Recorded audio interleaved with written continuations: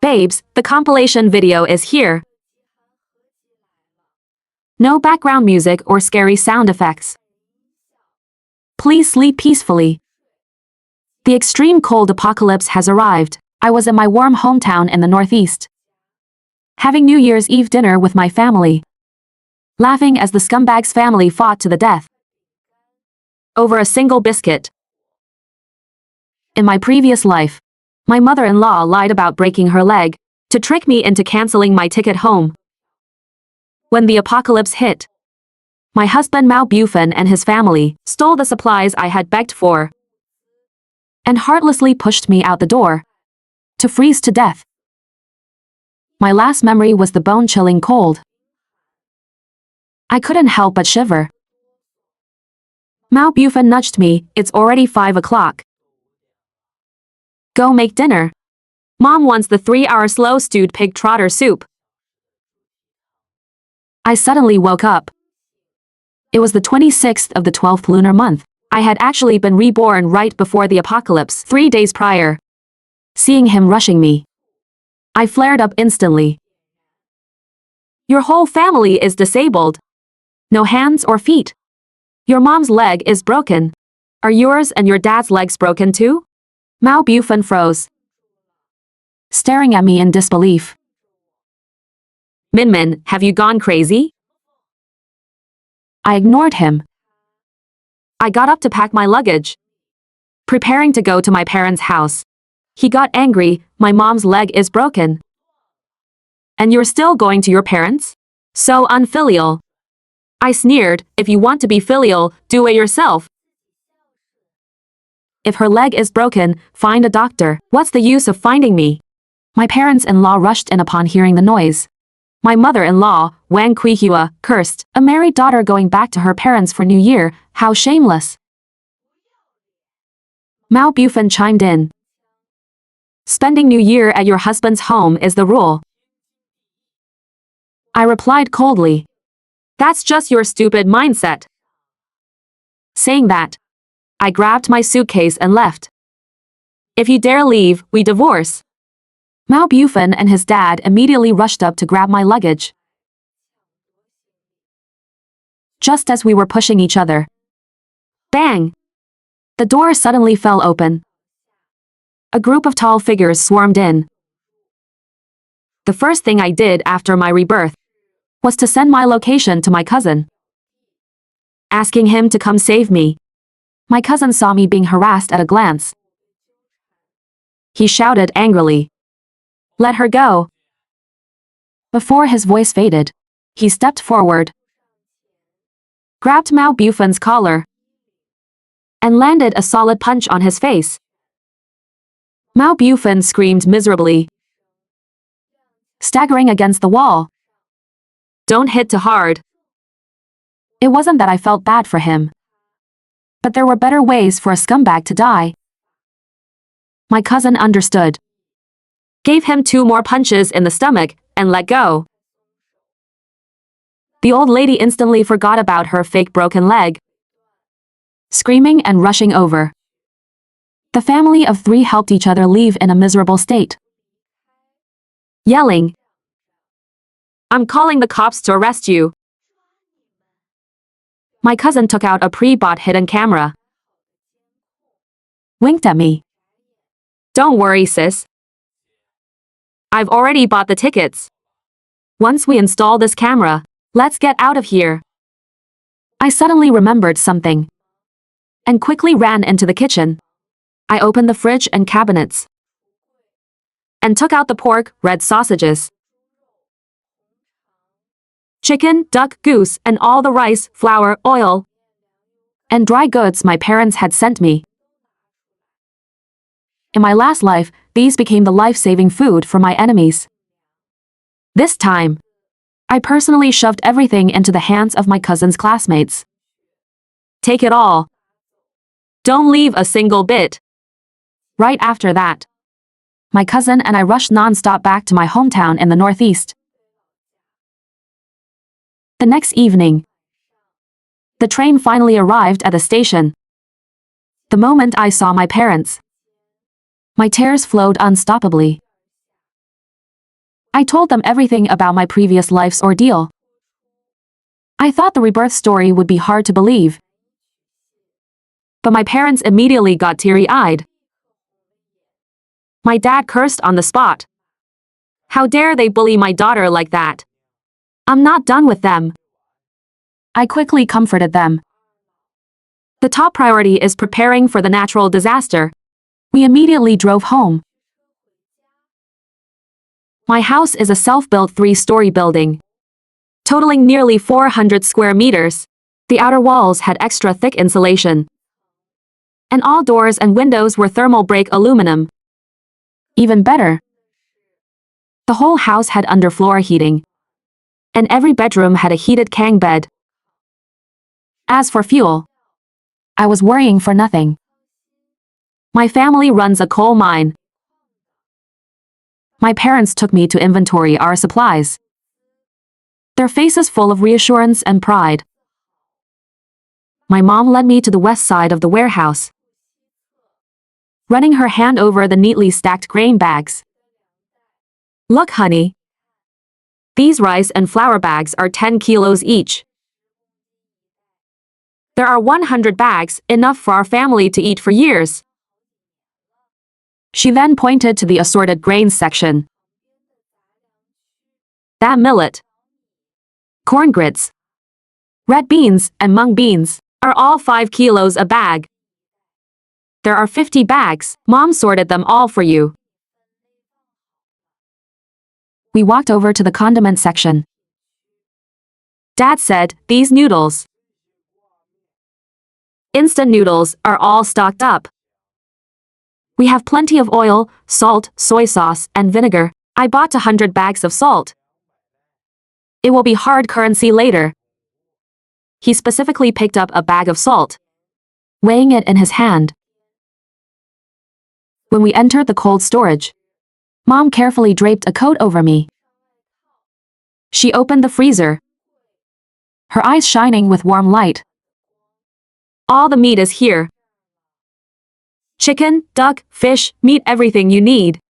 Especially your favorite red sausages and cured meat. Mom saved a whole 150 kilos for you. Saying that, she gently pinched my cheek just like when I was little. Arriving at the cellar, Dad bent down and opened the insulated door, turning around to smile at me. The vegetables and dry goods down here were all prepared according to your list. Napa cabbage, potatoes, radishes, 2,000 caddies of each. Dried vegetables and wood ear mushrooms are all ready too. Back in the living area, Mom opened the storage cabinet. It was fully packed. Toilet paper, laundry detergent, and shampoo are fully stocked. She picked up a tube of toothpaste, waving it playfully in front of me. Look, I even saved 100 tubes of your favorite toothpaste. Dad pushed open the door to the pharmacy room, his expression turning serious. He gently pulled out a medicine drawer, carefully checking the labels. Medicine is the most important thing. Anti-inflammatories, gastrointestinal drugs are all stocked. We have a 5-year supply of chronic disease meds. Finally, Mom put her arm around my shoulder, leading me towards the kitchen. Look. Mom also made you a lot of spicy hot pot. Guaranteed to let you eat your fill. Dad also came over, standing behind us. His warm hand rested on my shoulder. With Dad here, these supplies will be arranged perfectly. Looking at everything my parents had meticulously prepared for me, feeling their meticulous care, my eyes couldn't help but get wet. With such thorough preparation and the protection of my family, no matter how great the difficulty, we could face it together. I had a good sleep. Waking up the next day, I found many missed calls on my phone. They were all from Mao Bufan. I ignored them completely. Because I had more important things to do. While there was still internet, I downloaded a ton of TV shows, variety shows, movies, and cartoons, stuff I liked and even stuff I didn't. I took it all. I also downloaded tens of thousands of novels and countless offline games. With everything ready, I finally breathed a sigh of relief. One day left until the extreme cold apocalypse. Through the hidden camera, I saw Mao Bufen's family sitting around the dining table, each looking grimmer than the last. What time is it? Minmin really isn't coming back to cook New Year's Eve dinner. Mao Bufen slammed the table fiercely. Does she even care about this family anymore? I think she just needs to be taught a lesson. His dad narrowed his beady eyes and said sinisterly, when she comes back, I'll definitely set her straight. My mother-in-law, Wang Kuihua, suddenly stood up and walked toward the kitchen. Forget it, if she's not coming back. We'll eat by ourselves. Son, Mom will go stew a chicken for you. That free-range chicken her family sent over. It's really delicious. Mao Bufen was taken aback. Mom, didn't you say before that it was rural garbage? And not even dogs would eat it? The old woman curled her lips smugly. If I didn't say that, would she obediently bring out all the good stuff? But less than 2 minutes later, a scream came from the kitchen. Ah! Where's my food? Mao Bufen rushed into the kitchen and was also stunned. The fridge door was wide open, and it was completely empty inside. Not even a cabbage leaf was left. Where is everything? He opened the freezer compartments in disbelief. All empty. It must be Minmin. She stole everything when she left. Mao Bufen's face turned livid. He violently pulled out his phone and called me. Minmin, did you steal everything from the fridge? Have you no shame? I slowly replied. Hey Emv, those were things my parents sent me. Taking them back is called returning them to their rightful owner. You? What are we supposed to eat tonight? I laughed mockingly. Eat whatever you want. What does it have to do with me? The other end of the phone instantly exploded with endless curses. I was too lazy to listen anymore and was about to hang up. Just then, the old woman grabbed the phone, her voice trembling. You. Is this how your family educates their daughter? Let your mother answer the phone. I sighed and handed the phone to my mom. Old lady, you're on your own now. My mom's battle record. She once chased a thief for 8 blocks cursing at him. In the end, the thief cried, "Return the stuff to my mom," and still got scolded several times over. She once yelled at an extortionist old man for an hour without repeating a word, and forcefully scolded the old man until he was jumping around energetically. You old hag, faking a broken leg to stop my daughter from coming home. Why didn't you just fake having Alzheimer's? With a pathetic look like yours. Even if you're cured, you'd still be drooling. And you dare to look down on our family stuff? Oh, so your family stuff is the best? Even the lice in your house have double eyelids. Even the mosquitoes wear floral prints. A family of stinking mud, you just touch a bit of seawater and actually think you're premium seafood? The other side was so furious they couldn't utter a single word. Only heavy panting could be heard. Clearly, they were quite pissed off. What's wrong? Can't even squeeze out a fart when beaten with a stick? Did your whole family lose their mouths? Then, with a howl, the other side hung up the phone. My mom laughed disdainfully. Is that all they've got? Weaklings. I silently gave her a thumbs up. It was time for New Year's Eve dinner. Sweet and sour pork, chicken stewed with mushrooms. Pepper juice carp. Braised pork knuckle. 5-color large flat noodles. Braised pig trotters. Fried pork sections, pork skin jelly. Candied sweet potatoes. Boiled shrimp. Having not spent New Year at home for 3 years, tears of excitement flowed from the corners of my mouth. My dad served me a piece of skin on pork knuckle covered in sauce. Watching me wolf down the food, my mom affectionately wiped the corners of her eyes. I stretched out my arms, hugging one with each arm. Dad, Mom, if our family of 3 is lucky enough to survive this natural disaster, I will stay in the Northeast and accompany you forever. My dad opened a can of yellow peaches and handed everyone a few pieces. Here. Eat up. Canned yellow peaches will bless us to escape this calamity. Taking a bite. It was icy and cool, sweet and thirst-quenching. Instantly, my whole body felt comfortable. Canned yellow peaches are the white moonlight in the hearts of Northeasterners. It will protect every child of the Northeast. During the Spring Festival gala break, I glanced at the surveillance camera. Mao Bufan looked like he just got back from outside, carrying a few takeout boxes in his hands, complaining as he walked. Proper restaurants require reservations for New Year's Eve dinner. I went to several places and barely managed to buy a few dishes. This damn weather is too cold, and it's actually snowing. Let's just make do and eat a bit. I'll go to the supermarket to buy things tomorrow.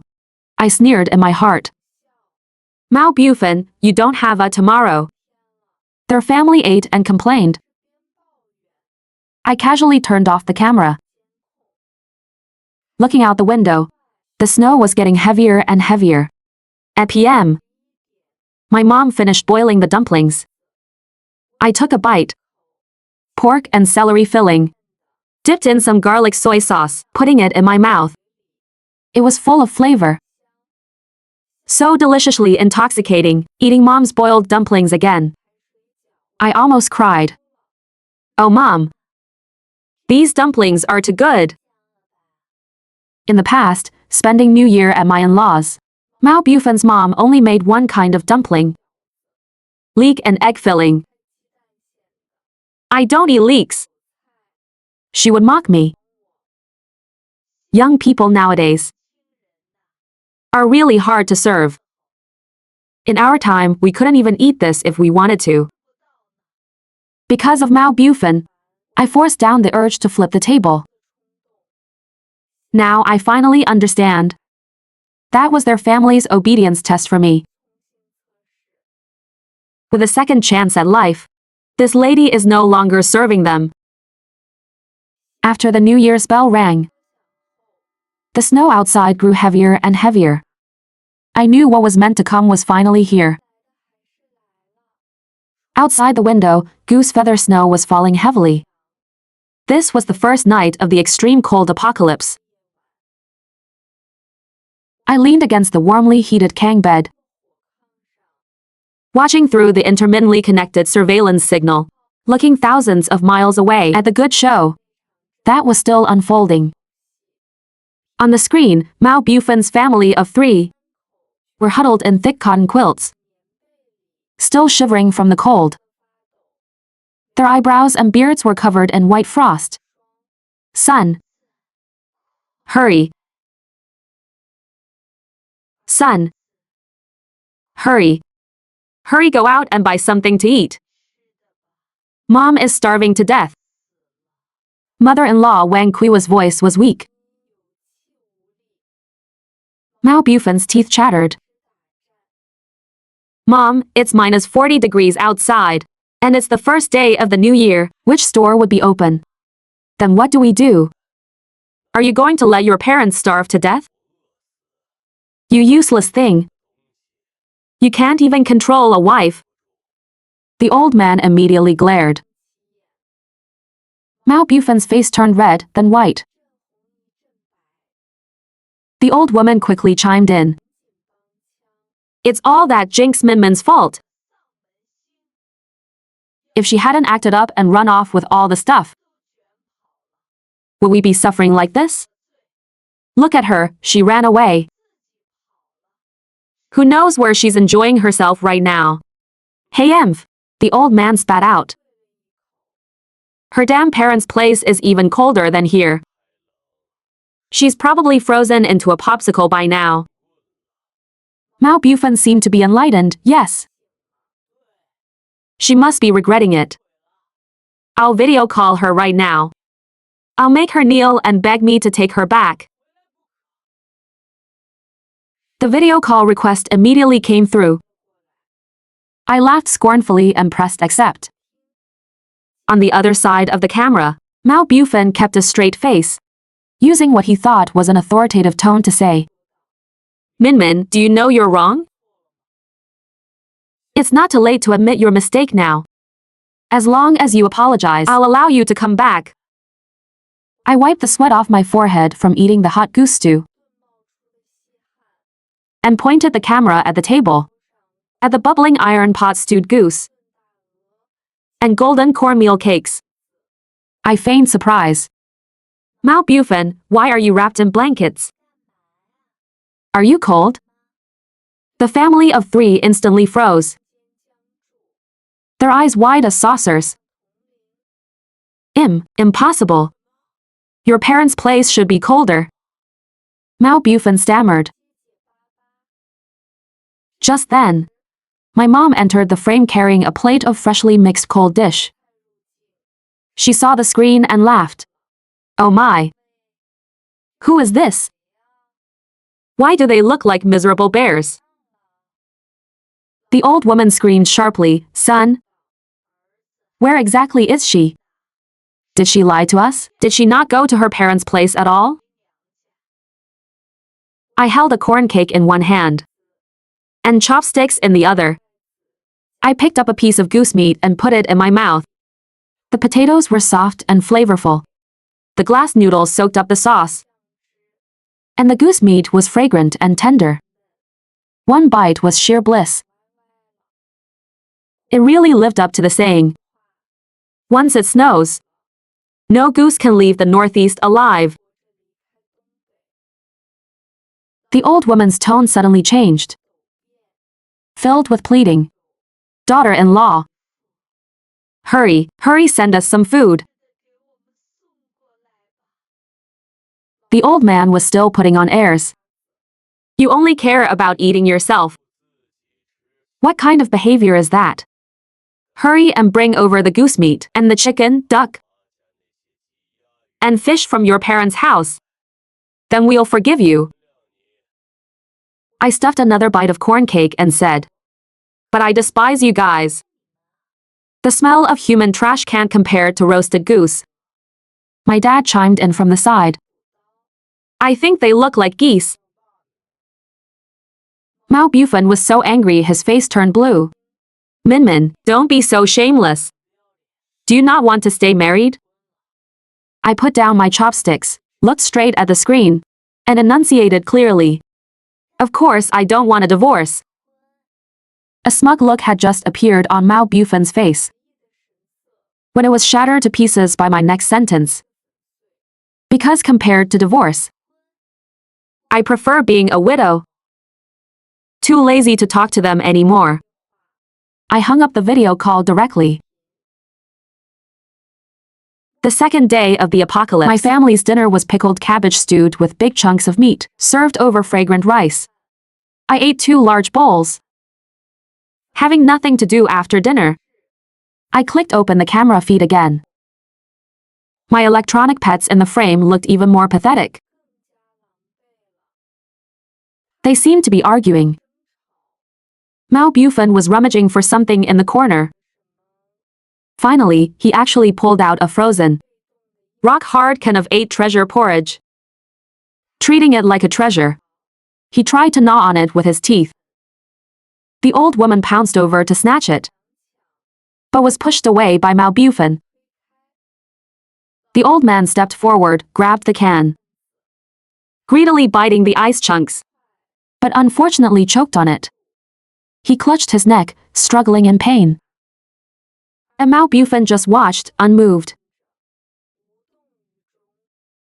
The old woman quickly went over, grabbed the 8 treasure porridge, and was about to stuff it in her mouth, when Mao Bufan snatched it away and pushed the old woman hard. Caught off guard,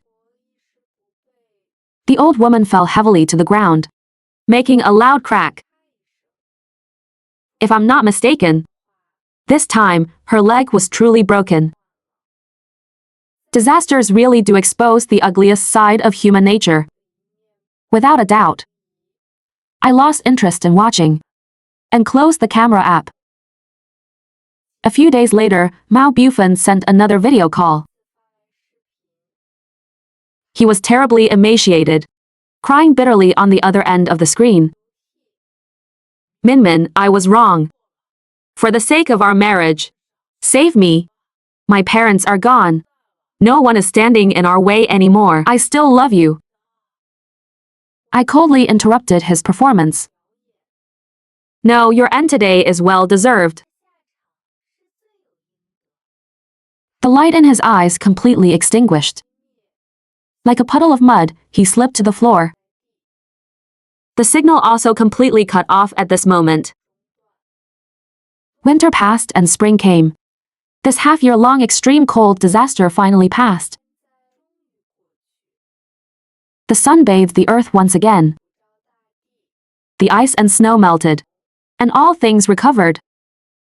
After communications were restored, I contacted my cousin immediately, knowing his family was safe and sound. I felt completely relieved. Soon, I received a call from the High City Police, asking me to help handle the aftermath of Mao Bufan's family. I went alone. In that one so-called home, the 3 frozen corpses had long since become stiff. I calmly notified the funeral home. The staff politely asked what kind of urns I wanted to choose. I waved my hand and took out a black plastic trash bag. No need for urns, just put them in here. Under the other person's shocked gaze, I mixed the ashes of the 3 people together, tied the bag tightly, and threw it straight into the trash can at the entrance. This apartment full of painful memories was also quickly sold off at a low price by me, taking back my share of the money. Without looking back, I stepped onto the train returning to the Northeast. On the platform, my parents had long been eagerly waiting. Seeing me come out, they immediately came up to meet me, their faces showing the joy and relief of regaining what was lost. Daughter, you're not leaving this time, right? Mom tightly held my hand. Smiling, I linked arms with the 2 elders, walking towards home facing the warm sunshine. I'm not leaving, I'll stay in the Northeast for the rest of my life, together with you. The warm sun in March was unusually glaring.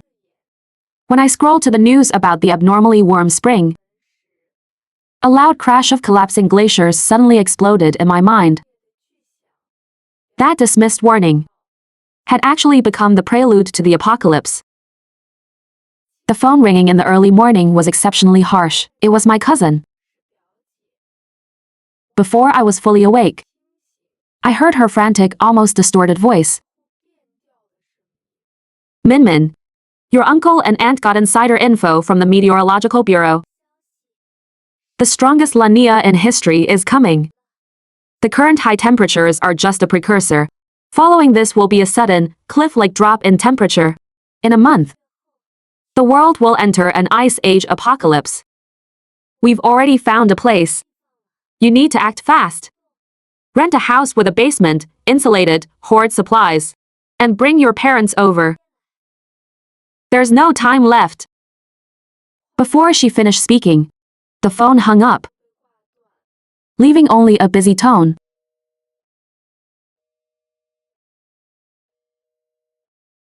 I froze for a few seconds, feeling this joke went too far.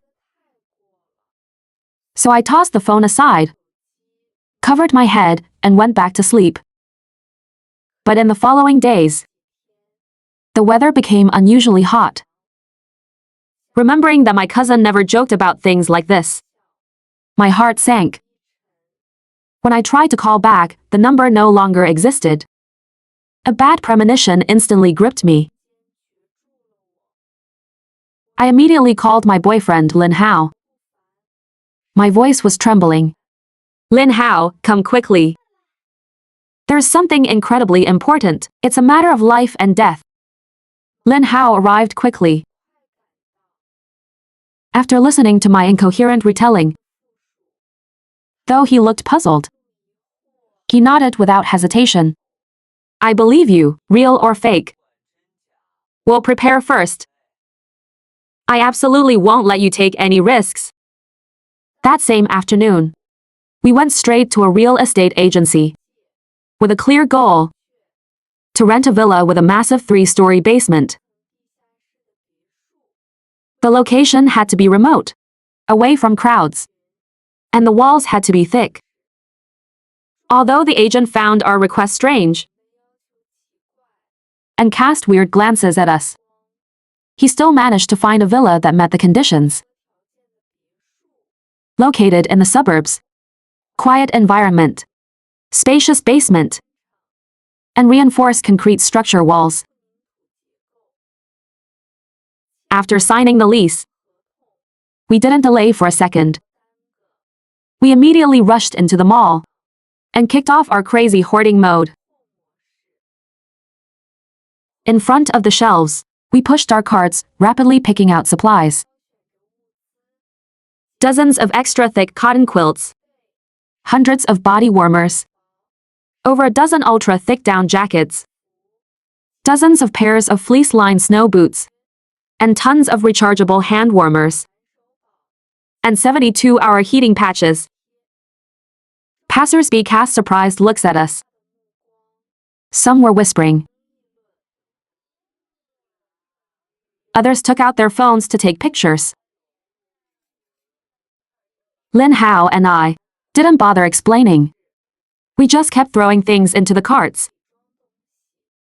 Soon, the carts were piled as high as a small mountain. Lin Hao, let's go buy some thermal curtains and tarpaulins. And ceiling tape. We absolutely have to insulate and waterproof the basement. As I walked, I inventoried the supplies.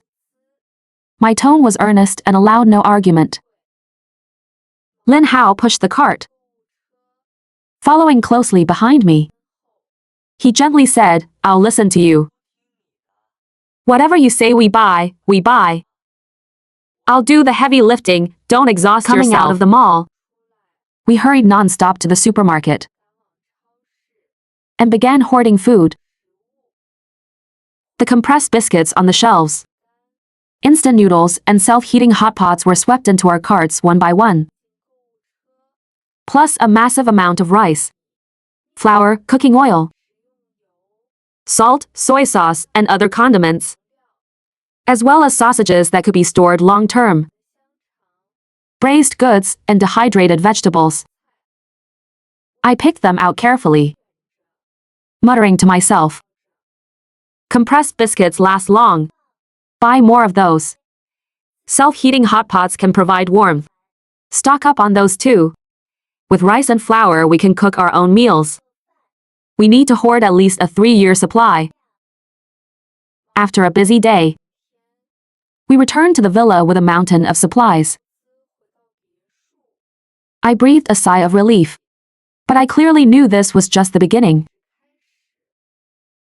I opened my phone and posted an article online about the weather anomalies.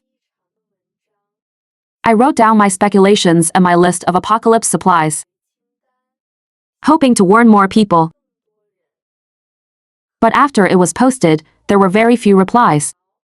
Most of them were mockery and doubt. Some said I was spreading rumors. Some said I had lost my mind. Only one comment caught my attention. The username was Sister Wang Wholesale Free Range Eggs. The comment read, "Renting a villa with a 3-story basement is the right idea, but you must reinforce the walls. Choose C40 grade concrete and an F300 anti-freeze grade. Solar generators are absolutely essential. Use concrete partitions all around and vacuum glass right above to prevent collapse from heavy snow. No matter how sturdy the surface is, it will freeze over eventually. Ultimately, you'll have to retreat underground. Ensure good ventilation and insulation in the basement. Pre-install a fireplace and chimney for heating when the power goes out." My eyes lit up. This comment's advice was professional and detailed. Clearly, she was prepared too. I immediately used my connections to contact the best local renovation company. I passed Sister Wang's advice, word for word, to the contractors, repeatedly stressing the need to guarantee quality and speed. I even offered extra money if they finished quickly. At the renovation site, the workers were busy building and reinforcing walls, installing vacuum glass, laying down insulation, and pre-installing the fireplace and chimney. Lin Hao was also on the side helping to move cement and tools. I supervised everything, occasionally reminding the workers to pay attention to details. Seeing the reinforced walls solid and sturdy, the vacuum glass crystal clear, and the fireplace and chimney neatly installed, my anxious heart finally settled down a bit. During the renovation, Lin Hao and I didn't stay idle either. Every day, we constantly bought supplies. We bought 500 large jugs of water and 100 cases of bottled water, ensuring sufficient drinking water. We bought dozens of bags of seeds, planning to section off a small planting area in the basement to grow simple vegetables. We bought loads of daily necessities: toothbrushes, toothpaste, sanitary pads, bowls, chopsticks, pots, and pans, everything we could think of. We also bought many common medicines: cold medicine, fever reducers, antibiotics, band-aids, etc., to handle emergencies. Watching me running around every day without rest, Lin Hao's eyes were full of heartache. He took all the savings he had accumulated over the years and transferred it all to me. He softly said, "Minmin, if we don't have enough money, tell me. I'll figure something out. As long as it keeps us alive. As long as I can be by your side. Nothing else matters." Looking at the transfer notification on my phone, my eyes warmed up, and I threw myself into Lin Hao's arms. Thank you for always believing in me. And always staying by me." Lin Hao gently stroked my hair. "Silly, we're a couple. If I don't stay by you, who will I stay by? Whether the apocalypse comes or not, I will always stay by your side and protect you." The renovation workers were very efficient, finishing a day ahead of schedule. I generously paid the final balance. Before they left, I kindly reminded them, "The weather is abnormal lately. With continuous high heat, there might be a severe drop in temperature soon. You guys should hurry and hoard some warm supplies and food." The foreman smiled and waved his hand. "Little lady, it's warm and sunny in March. Where would a severe temperature drop come from? Don't worry." I smiled helplessly. I knew that no matter what I said now, no one would believe it. After the renovation was complete, the first thing I did was bring my parents over. If I told my parents directly about the apocalypse, they definitely wouldn't believe it, and might even think I was crazy. So I made up an excuse. I'm getting married to Lin Hao. My parents arrived at the villa with their luggage. Seeing the spacious house, their faces were full of surprise, but also some confusion. My mom held my hand and softly asked, Min, you and Zhao Lin have only been together for a year and you're already getting married? You're only 25. Isn't it a bit too early? Lin Hao quickly stepped forward and respectfully said, Uncle, Auntie, it's not early. I want to settle down with Min quickly and take good care of her. I will treat her well. My dad looked at Lin Hao, a gratified smile appearing on his face. Good. As long as you treat Min well, we can rest assured. In the days that followed, under the guise of preparing for the wedding, we made our apocalypse preparations, installing security cameras and reinforced doors, purchasing massive amounts of supplies, though my parents had their doubts.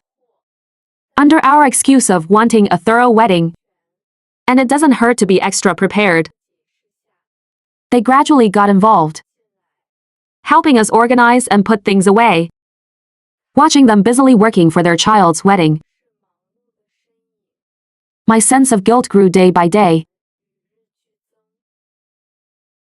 The day before the apocalypse, Lin Hao insisted on taking me to look at diamond rings. Under the sparkling lights of the display counter, he slipped a diamond ring onto my finger. With trembling fingers, he whispered, When all of this is over, I will definitely make it up to you with a proper wedding. His words filled my heart with warmth. Of course, we eventually left the counter, using let us think about it as an excuse without buying. Coming out of the mall, we went to eat hot pot. Just like any ordinary couple, immersed in the joy of impending marriage. But we both knew clearly, this was likely our last peaceful dinner before the storm. After eating, we went to a nearby wholesale market and bought some entertainment items. Poker cards, mahjong, flying chess, etc. Planning that when things got boring in the basement, the whole family could play together. Seeing the mountains of various goods, my mom finally couldn't help but ask, Min, what are you two doing buying so many things? Even if it's for a wedding, you wouldn't need this much. I took a deep breath. Knowing I couldn't hide it any longer, I held my parents' hands and said seriously, Dad, Mom, I'm sorry, I lied to you. The apocalypse is coming. My cousin warned me a few days ago. All these supplies are our preparations for the end of the world. I explained the apocalypse situation to my parents in detail. After listening, my parents' expressions turned grave. My dad's voice trembled slightly. Is your uncle's family all right? I nodded. My cousin said they already found a safe house and hoarded their supplies. She told us not to worry. Dad, Mom, I know this is hard to believe, but it's the truth. We have to be fully prepared if we want to survive. My mom looked at my earnest gaze, then looked at Lin Hao beside me, and nodded. We believe you. No matter what happens, our family will face it together. My parents gradually accepted the reality of the impending apocalypse. Every day they helped Lin Hao and me organize supplies and clean the basement. The whole family divided the labor. Although the days were busy, they were very warm. My dad would make everyone hot meals. My mom would mend clothes for us. Lin Hao would inspect the equipment in the basement. And I kept an eye on the situation outside, reminding everyone to stay safe. On the dining table in the basement, there were often hot, steaming dishes. Dad made cola chicken wings, which were my favorite. Lin Hao preferred oil-braised prawns. And Mom would always do a pot of warm seaweed and egg drop soup. The family sat around together, talking and laughing. Although we were in the apocalypse, the warmth on the dining table, it dispelled all fear and unease. Dad, your cola chicken wings are so delicious. Even better than the restaurants outside. I praised him while eating. Dad smiled and said, if you love it, Dad will make it for you every day. Lin Hao placed a braised prawn in my bowl and said gently, eat slowly. No one is going to steal it from you. In the future, I will also cook everything you love to eat. Mother looked at the scene before her, a gratified smile appearing on her face. It was truly wonderful. As long as our family is together, no matter how terrifying the apocalypse is, we can make it through. That day, the sky outside the window began to turn dark red. There was no moon, but there was a faint glow.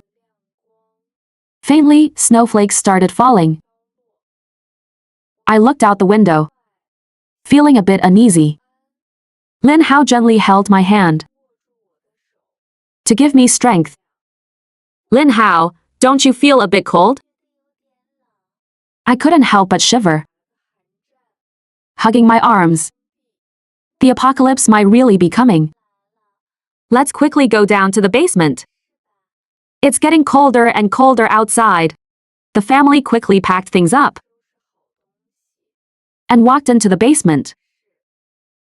I locked the 3 bulletproof doors one by one and flipped the switch. The lights in the basement flickered on. The warm light drove away the cold and darkness. The 3rd level underground was very warm.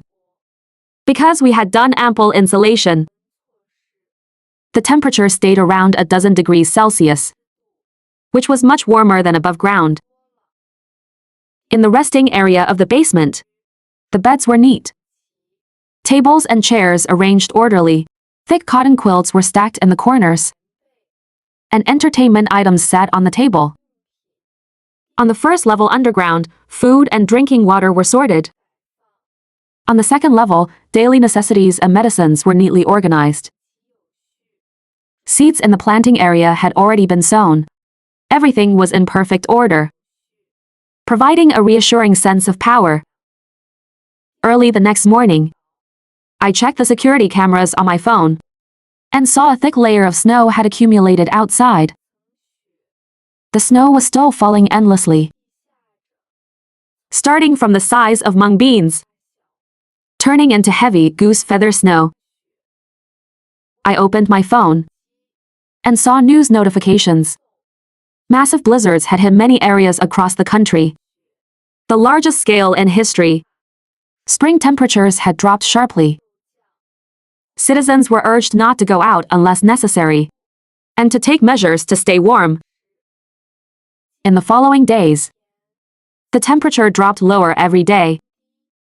The snow accumulation grew thicker, already surpassing an adult's knees. There were fewer and fewer pedestrians in the neighborhood. Everyone hid in their homes, not daring to step out. I saw through the cameras that the heating and electricity in the neighborhood were still working. But many households had begun to experience supply shortages. As the days passed, the temperature continued to plummet. The outdoor temperature had dropped to -70 degrees Celsius. Heating and electricity above ground completely failed. The residents in the neighborhood fell into a panic. Many began to drive toward shelters. Watching the monitors, I felt somewhat fortunate. Luckily, we had prepared in advance. Hiding in the safe, warm basement, we didn't have to endure that kind of despair. One day, through the camera, I saw a few people come to the entrance of our villa, trying to force the gate open. They held axes and hammers, relentlessly smashing the door, yelling, "People inside, open up! Hand over your supplies, or we'll smash this door down." My heart clenched. I quickly called my parents and Lin Hao over.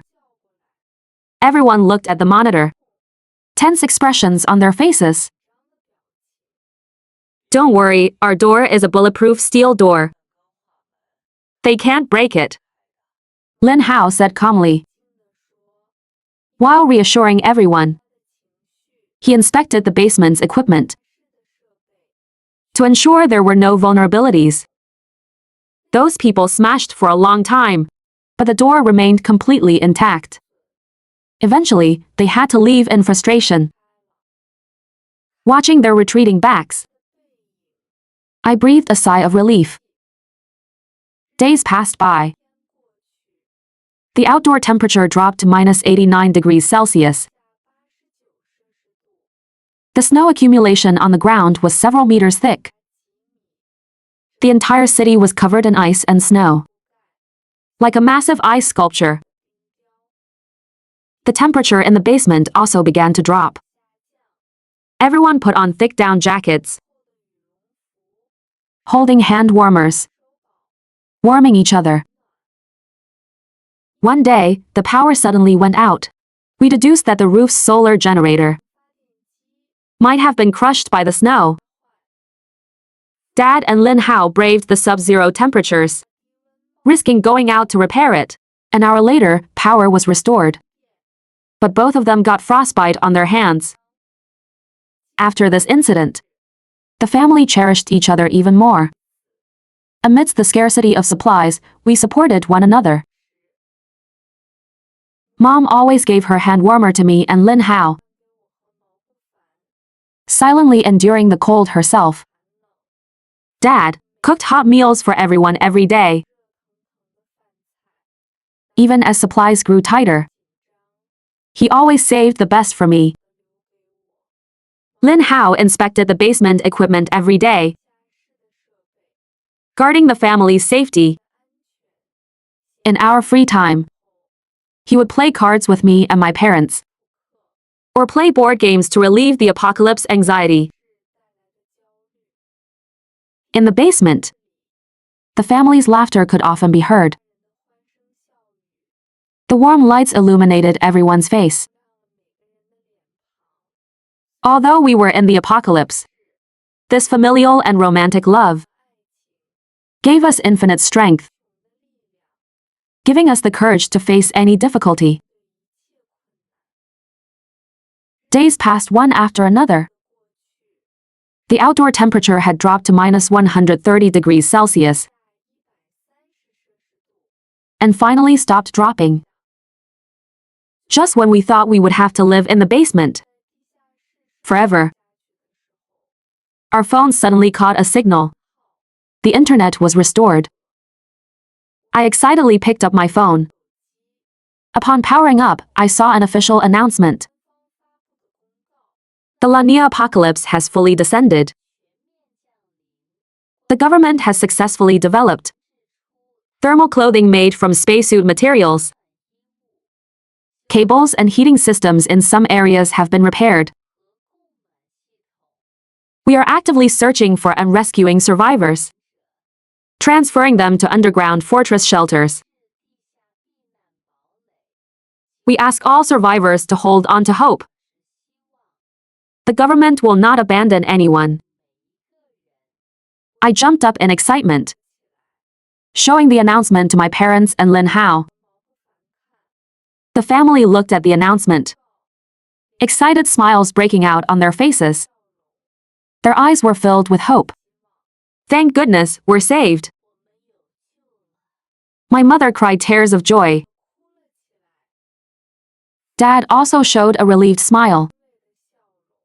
This is great, really great. We can finally leave the basement and return to a normal life. Lin Hao held me tightly and said gently, Min, see, I told you we'd make it through. The apocalypse will eventually pass. The sun will shine on the earth again. I nodded, my eyes brimming with tears. They were tears of joy, tears of hope. In the days that followed, I monitored official news daily, seeing more and more survivors being found and transferred to underground fortress shelters. My anticipation grew. One day, I saw a video. A young man wearing a spacesuit was repairing a solar generator. The generator in the video was ours. The caption on the video read, I don't know if this family is still alive. When passing by, I saw their solar generator was broken, so I fixed it and added a protective layer. I hope you guys are alive and well. Hold on and wait for rescue. I immediately replied under the video. We are still alive. Thank you for fixing our generator. We will keep waiting in the basement for rescue. Thank you. The person quickly replied and sent me a direct message, showing his credentials as an official senior mechanical technician. He told me his name was Shen Yi, and that agents would be dispatched to pick us up soon. He told us to be prepared. 3 days later, there was a knock on the basement door. I cautiously opened it and saw a team of people in spacesuits standing there. The leader took off his helmet, revealing a young, handsome face. It was Shen Yi. Hello, I am Shen Yi. We are under orders to transfer you to the underground fortress. These are official spacesuits. Wearing them will protect you from the -200-degree cold. We will help you transport all your supplies, so don't worry, Shen Yi said with a smile, handing over several spacesuits. Our family quickly put them on and followed Shen Yi out of the basement. The moment we stepped out of the basement, we saw the entire city encased in ice and snow. A vast expanse of white, like a massive ice sculpture. The freezing wind raged, but it could no longer chill our hearts. Shen Yi brought us to the underground shelter fortress. The infrastructure here was complete, with air conditioning and underfloor heating, maintaining a comfortable temperature. There were many other survivors like us, everyone wearing smiles of hope. Shen Yi assigned us a residence and even helped us move all our supplies over. I instinctively looked away as Lin Hao stared fiercely at Shen Yi, declaring his sovereignty. Your boyfriend gets jealous easily, he chuckled. Haha. Standing in our new home, looking at the warm and comfortable environment, looking at my parents and Lin Hao beside me, my heart was filled with warmth and hope. Although the apocalypse was not completely over, and we couldn't return to the surface to live yet, I knew that as long as our family was together, as long as we never gave up, we would definitely survive to see the day when the sun shines on the earth again. No matter how cold the apocalypse, it could not overcome the warmth of family and love. No matter how hard the road ahead, as long as we held on to hope, spring would eventually bloom. During the extreme cold apocalypse, my brother Hyubei and I were eating bubbling hot pot, watching the miserable state of my cheating husband and best friend like a reality show. What a satisfying show. In my previous life, a bizarre white fog swept the globe. The temperature plummeted to -80 degrees. And after the food ran out, I became emergency rations for my cheating husband Mao Bufan and his mistress Li Ruyan. Opening my eyes again, I was lying in a warm bed. Mao Bufan was sleeping soundly. I had actually been reborn, back to 1 month before the extreme cold apocalypse arrived. With the experience from my past life, I knew better than anyone that to survive the apocalypse, I needed massive funds to make full preparations. As for Mao Bufan, I used the excuse of going to my hometown to take care of my sick brother. He was afraid my salary would be deducted if I took leave, so he wouldn't let me go. I said the company was renovating, so working from home meant no pay cut. How will you get there? Flights are so expensive lately. Just take a train. Speechless, I agreed, asking him to transfer this month's living expenses. Give me a bit extra. Mao Bufan only transferred 2,000 yuans, saying, this includes next month's 2,000 for you. Your brother is just sick, not dead. Don't bother me unless it's urgent. After checking his wallet, he left the house.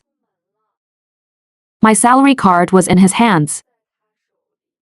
But what he didn't know was that I had already submitted my resignation to the company this morning. Starting this month, not a single cent would go into that card anymore. I then called Li Ruyan, telling her my brother was sick, and I was going back to care for him for a month. Upon hearing this, she immediately faked concern for me, and even asked if I had enough money, transferring me 500 yuans. If it were the past me, I probably would have cried in gratitude.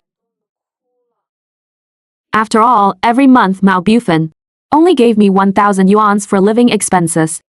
But after secretly checking Mao Bufan's phone last night, I realized Mao Bufan had been using my salary to support her all along. Why wouldn't I take my own money? I accepted the transfer immediately. Not only that, I was going to make her spit everything back out to me. I pretended to cry and said, my brother is severely ill and needs 500,000 for surgery. I'm planning to sell my 5 million yuan's downtown apartment at a heavily discounted price. Li Ruyan took the bait. How about this? I'll pay 1 million to buy your house. You take the money to save his life first. How about that?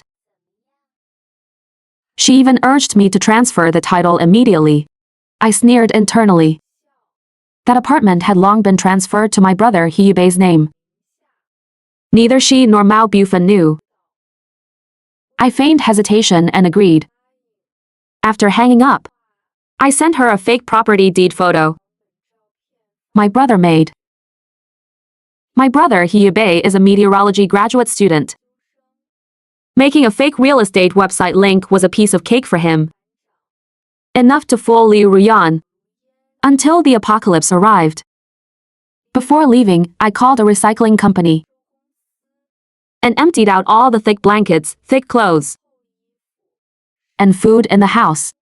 I even had them dismantle one of the balcony windows.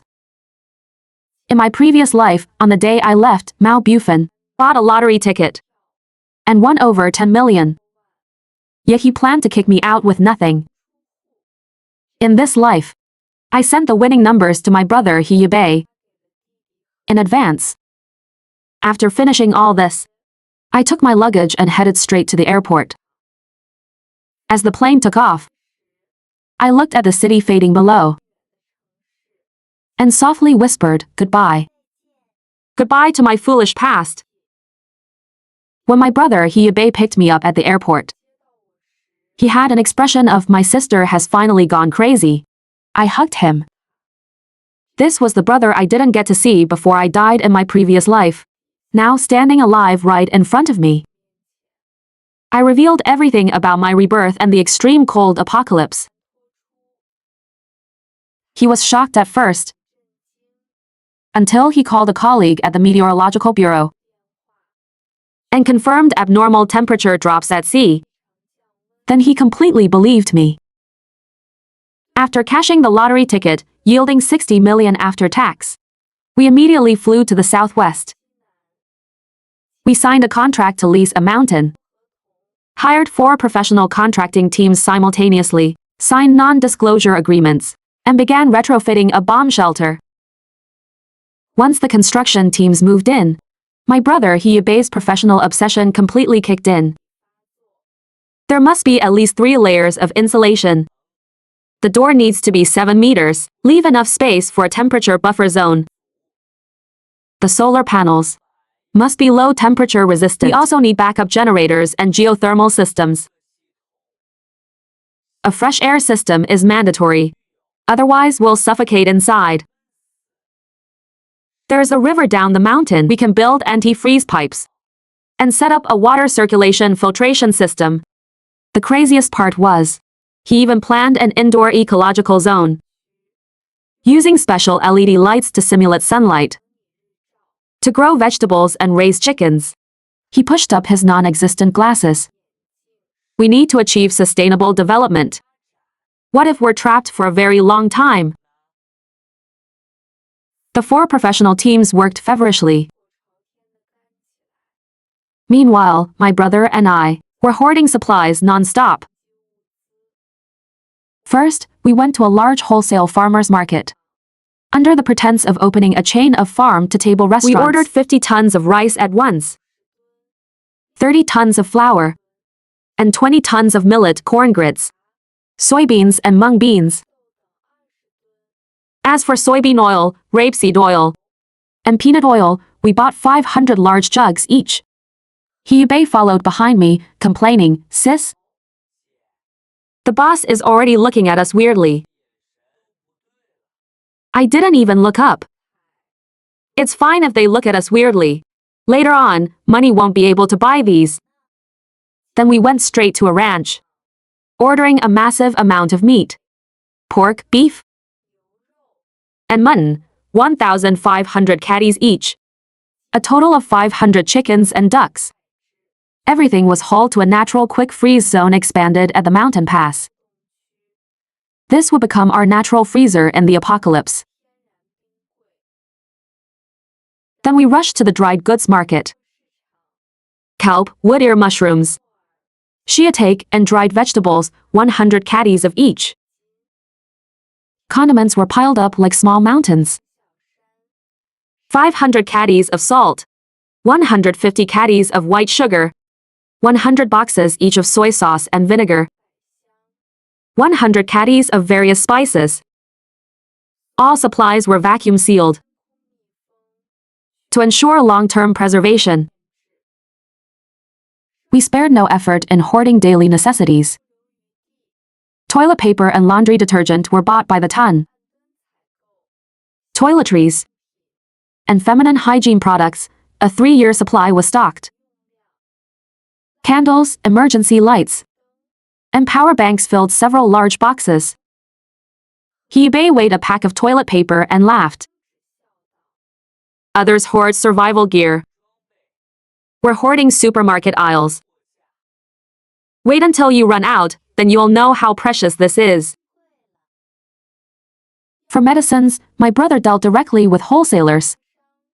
Common meds, trauma supplies, and basic medical equipment were all comprehensive, sorted into moisture-proof medical boxes. He flipped through the list and sighed. This setup is more hardcore than a community clinic. In the apocalypse, hospitals are an unreachable luxury. We could only rely on ourselves. The risk of power interruption could not be ignored. We brought back 500 boxes of instant noodles, self-heating foods, canned goods, and other ready-to-eat supplies, placing them in an easily accessible area. We also ordered 10 ultra-low-temperature protective suits. Hebe held a can of yellow peaches and teased, "I knew you wouldn't forget this."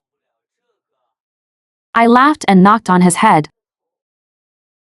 As for fresh produce, we planned to buy 5 tons during clearance from 3 greenhouses at the last minute, to be cellar stored and pickled later. Hebe went from initial disbelief to becoming professional and decisive, preparing with near-paranoid dedication. He managed to acquire a top-tier mobile weather monitoring station. Those flashing screens became the technological eyes in our bunker to observe the outside world. Inside the mountain, the muffled sounds of bunker construction echoed day and night.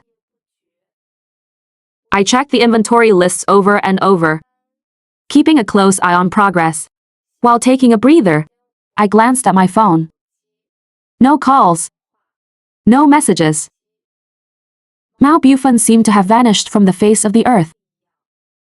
Mao Bufan seemed to have vanished from the face of the earth. I could almost picture what was happening back home while I was gone. Mao Bufan could brazenly bring Liu Ruyan over, sit on the sofa I bought, watching TV, and lie on the bed sheets I made to celebrate their couple's time. Mao Bufan was probably taking the money I worked so hard to save to buy Liu Ruyan the bag she had eyed for so long, taking her to fancy restaurants, enjoying the stolen pleasure of being free from his wife's control. Let them be happy for a few more days, laughing freely in that fake warmth, spending freely, because soon they would find out. Every bit of warmth they stole and squandered would turn into ice picks stabbing them in the upcoming severe cold. And I would be in my bunker, watching it all happen. 5 days before the apocalypse, the bunker was finally complete. My brother Hebe used his own cultivated pea shoots and beef to boil a pot of clear soup. The fresh aroma intertwined with the richness of the stewed meat, warming the heart. We sat around the small dining table. In the middle sat a plate of canned goods, a fruit platter decorated with yellow peaches and hawthorn cake. "Sis, to you." Hebe raised his glass filled with juice. I gently clinked my glass with his. The crisp sound echoed in the quiet bunker. Looking at the brother before me who was growing up and becoming more sensible, I only had one thought in my heart. No matter how terrible the apocalypse, I will protect him with all my might. Just then, my phone lying nearby suddenly rang piercingly. The screen lit up abruptly in the dim light. An unsaved but overly familiar number. Mao Bufan. My brother and I exchanged a glance. The air seemed to freeze for a moment. Outside the bunker was a raging cold wind. And this ringtone was like a hook reaching through from another timeline. I pressed answer and turned on the speaker. "Hello?" Mao Bufan's voice came through. The background noise was a loud TV show, and Liu Ruyan's voice talking with a smile. He pretended to urge me. "It's been over a month, why aren't you back yet?" "I can't come back for now." My voice was steady, showing no emotion. Do you even care about this family anymore? His volume suddenly rose. Li Ruyan has been coming over to help me clean the house these past 2 days. She's exhausted. My brother Hiyebe clenched his fists, his knuckles turning white. I gently shook my head at him. Clean the house? I slowly repeated, my fingertip unconsciously tracing the warm edge of my cup. Using the vacuum cleaner I bought. Wiping the furniture I picked. That really must be hard on her. By the way, the cashmere coat deep inside the left side of the master bedroom closet. The tags haven't been removed yet. It suits her skin tone perfectly. Let her try it on. The breathing on the other end stopped. Like he was choking. Then, Mao Bufen's voice took on an obvious panicked and guilty tone. You? What nonsense are you talking about? What coat? Li Ruyan just kindly came over to help. Don't project your own dirty mind onto everyone else. My dirty mind? I almost laughed out loud. Images from my past life flashed by. When I was pushed out the door, what Li Ruyan had draped over her shoulders was exactly that new coat I couldn't bear to wear. Mao Bufen, the money in our joint account. After deducting the mortgage this month, is what's left enough for you two to eat a few fancy meals? Is it enough to buy her that new bag she's been eyeing for so long? It was like his tail got stepped on. His voice turning shrill. You monitor me? You checked my accounts? You really disgust me. Whatever shady stuff you're doing outside, don't think I don't know. Let me tell you. Get your ass back here right now. Otherwise what? I interrupted him. Like last winter, locking me out on the balcony for a whole night. Or taking half the box of money I saved for my brother's medical bills and lending it to your deadbeat friends to cover their debts. There was only heavy breathing left on the other end, mixed with Li Ruyan's muffled, low-voiced attempts to pacify him. Don't stoop to her level. Listening to those disgusting sounds, I articulated clearly, word by word. Mao Bufen, that house and everything in it. If you guys like it, just keep it. Live your little lives properly, you don't have to wait for me to come back. After finishing, I didn't wait for his reaction. I directly hung up and blocked the number. This number that had long disgusted me to the core. My fingertips trembled slightly from suppressed anger, but my eyes weren't wet at all. Those unworthy people, those unworthy emotions, had long been completely sealed away in my heart. After day of hurt, my brother Hiyebe silently watched. Not asking questions, he just picked up the ladle and filled a bowl to the brim with steaming hot soup for me. He gently pushed it in front of me. His voice was gentle yet firm, softly comforting me. Sis, don't be mad, you have me. It's all in the past now. Let's eat, the meat is getting cold. I looked at my brother's caring eyes, feeling the warmth radiating from the bowl. The coldness in my heart gradually melted into warmth. Yes, having him is enough. The warmth here is real. The food in the bowl is real. And the person right in front of me, who is willing to accompany me, rely on me, and whom I will protect with all my might, is also real. As for Mao Bufen and Li Ruyan, let them bask in that fake warmth. Cause as much trouble as they want, and squander as much as they please. Eventually, they will pay the price for everything they have done. Just then, a bone-chilling cold suddenly seeped in through the crevices of the bunker. instantly sweeping away more than half of the warmth in the room. The sound of the wind outside the vents became shrill, like weeping. Like countless wronged souls howling. I knew the apocalyptic cold had quietly arrived.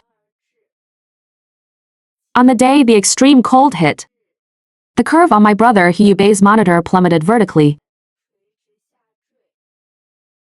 I sat in the corner of the surveillance room, watching that man and woman at home still acting shamelessly. Outside the window, a white fog was visibly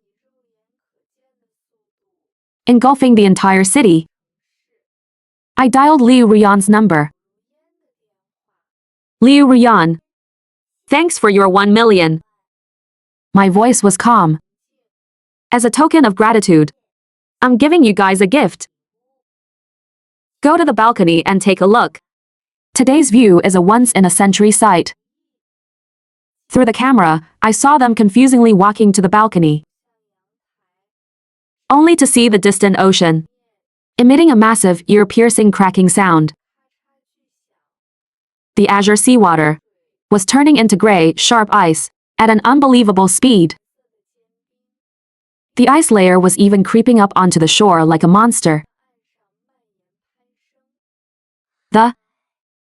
The ocean is freezing over. What is that fog?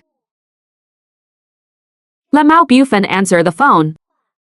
The phone was passed to Mao Bufan. I said coldly. I have a few things to tell you.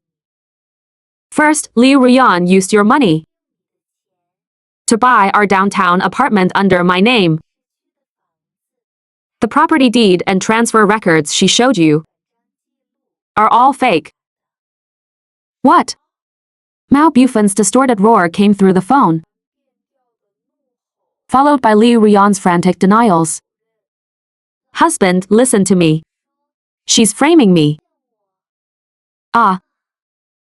The sound of beatings, wailing, and objects shattering came through the camera feed.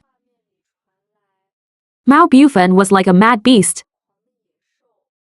jumping up and throwing a punch, knocking Liu Ruyan to the ground, followed by a barrage of blows.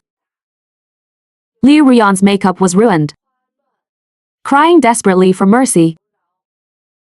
Second, when the noise on the other end died down slightly, I continued, in the bottom storage cabinet of the kitchen. I left something for you. Mao Bufan hurriedly pushed aside the dying Liu Ruyan, staggered into the kitchen, and pulled out an old, stiff, thin blanket. He wrapped it around himself like a treasure, completely ignoring Liu Ruyan on the floor, who was only wearing a thin nightgown. In the rapidly dropping temperature, she was shivering violently, her lips turning purple. Third, I watched him on the monitor, frantically searching for food while wrapped in the blanket. All the edible food in the house was disposed of before I left. However, I paused. There really is one last bit of emergency food. A light of hope sparked in his eyes. His voice was hoarse. Where is it? Tell me quick. My voice was ice cold. Didn't you just push the emergency food away? Mao Bufan suddenly froze. He slowly, stiffly turned around. Liu Ruyan was on the ground, struggling, painfully trying to crawl toward the sofa, to pull down the blanket on it. Feeling his gaze on her, she looked up in horror. That look, I was too familiar with it. In my past life, when he pushed me out the door, he looked at me exactly like that. That wasn't a look meant for a human. It was evaluating an object. A piece of meat. Mao Bufan, hubby. Don't listen to her nonsense. Ah. Mao Bufan pounced on her. Right at that moment, my brother He Yabei shut my laptop screen. He took the phone from my hand and calmly said one sentence to the other end. Mao Bufan, if you want to live, drag her into the bathroom. My sister stored fresh water in the bathtub and toilet tank beforehand. And behind the mirror cabinet, there is a pack of compressed biscuits. Remember, there's only one pack. The last image on the monitor screen was the two of them scrambling and rushing into the bathroom, locking the door behind them. On the frosted glass, large splashes of red soon appeared, along with blurry figures thrashing wildly. I looked at my brother He Yabei in shock. He lowered his eyelashes and used a tissue to gently wipe away the tears that had unknowingly fallen from my eyes. His voice was completely calm. I had someone put a pack of biscuits in the mirror cabinet, along with a knife you used to open packages. He looked up at me, his gaze unfathomably deep. Sis, human nature cannot withstand tests. You are so soft-hearted. How could you ever come up with the idea of emergency rations? I instantly understood. He wanted to keep my hands clean, so he personally pushed the final domino for me, leaving the ultimate choice to those to themselves.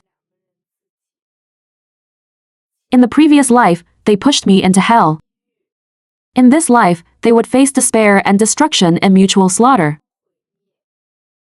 I was speechless for a long time. Finally, with red eyes, I hugged him tightly. The blood debt of this life. He had silently shouldered half of it for me. Outside the window, the white fog finally swallowed the entire city, deathly silent. But inside our solid, warm underground bunker, a new life and the justice that belonged to us had only just begun. From the monitor came, mixed with the sounds of banging and whimpering, Mao Bufan's broken, remorse-filled howls. Minmin, I was wrong. I'll give you all the money. Save me, I don't want to die. His repentance came too late and was utterly meaningless. The fairness of the extreme cold lies in the fact that it swallows all sins and buries all greed. We safely passed our first year in the bunker. As the new year approached, I noticed my brother He Yabei had become unusually busy. Until late one night, he pulled me in front of his workstation. The faint glow of the screen illuminated his face. Sis, look. I boosted the signal and contacted my colleague at the Meteorological Bureau. His voice carried restrained excitement. On the screen was a massive and orderly underground space, the state's urgently activated underground safety city. Under the dim lights, people were living there. It turned out, thanks to the global emergency warning before the extreme cold hit, many people managed to hide at the last minute in these shelters converted from wartime air raid shelters. Even though resources were tight, the spark of civilization had not been extinguished. In the second year, the temperature rose to -40 degrees, hitting a new post-disaster high. My brother He Yabei and I put on thick down jackets and stepped out of the bunker for the first time. The painfully cold air rushed into our lungs, but it carried the long-lost scent of freedom. We supported each other as we climbed to the top of the mountain. Before our eyes was the endless city, eternally sealed in crystal-clear ice. Silent and magnificent. Breathtaking. I exhaled a puff of white fog and asked softly, "Do we still have hope of going back?" He held my hand tightly. "As long as we are still alive, hope will always be there."